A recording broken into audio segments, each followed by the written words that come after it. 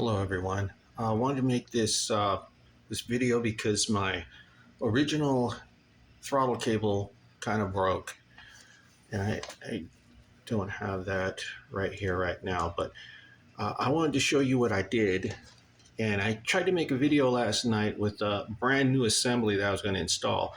The only problem is it didn't have the electrical, and I forgot to order the start and kill switch assembly for it. The cable and the throttle part would work, but I wouldn't be able to start the motorcycle.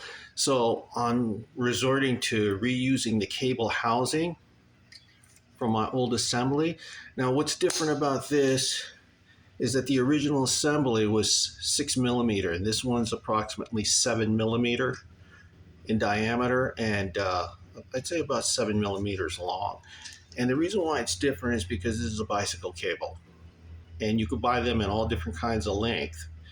And what you got to do is you got to just drill out this, but try to stay away from the edge. You want to try to go more inward. One of the modifications I've done to this is not just the hole, but I also had taken a knife down into this channel, because I think the reason why the cable snapped originally is because it stopped right here. And then whenever you would turn the throttle on this, it would kind of bend it and cause it to kink, eventually snapping where the kink was. So what I did is I got a knife, I put it down in this channel, and you just kind of scrape it and try to round that out in there, if you understand what I mean. That way when the cable goes down into it, you see how it's relaxed right there? It just has to bend very, very, very gradual. And that gradual bend isn't going to cause it to kink and break. But the last one broke right here, right where it came out of this a little stud, I guess you could call it. Now the other thing that you would have to do is find some way, and they sell kits to do it, but they say it's just temporary. But on this end, I tried to solder it. I even tried crimping a piece of metal. What I ended up doing was using a wire brush on a Dremel, cleaning up this end on this cable, and then I just used a nylon zip tie. And I used my soldering iron and just put it on there. It seems to hold pretty good. And I did test this, not this one, but a different zip tie in gasoline. I soaked it for a half an hour. It didn't seem to affect. I also went online and found out that nylon is the most gasoline resistant of these plastic resins.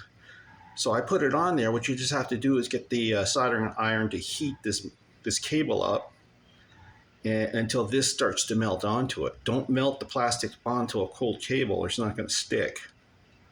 And it has to be a certain diameter, because it has to be able to fit in this hole when you reassemble it. It also needs to fit down into this channel. See that little hole? In there it stops. So when you get it through here and you thread it on, as you can see, it'll drop down into that hole. See how it sinks down in there? And I don't know seriously how long this is going to last. I just went ahead and cut it right off the edge. And I'm thinking maybe I should have left it a little bit longer, and then I could have just like bent each strand over to kind of act like a hook into this plastic, and then I could have just ground it down or filed it. So we'll see how long this lasts. But anyway, if you find yourself, snapping cables and stuff, and this might help you out. Now I could just, if this really does work, I'm just going to use bicycle cables from now on. But I will be ordering the start kill switch assembly along with the other throttle assembly that I have. And yeah, hopefully we'll keep these motorcycles on the road, guys.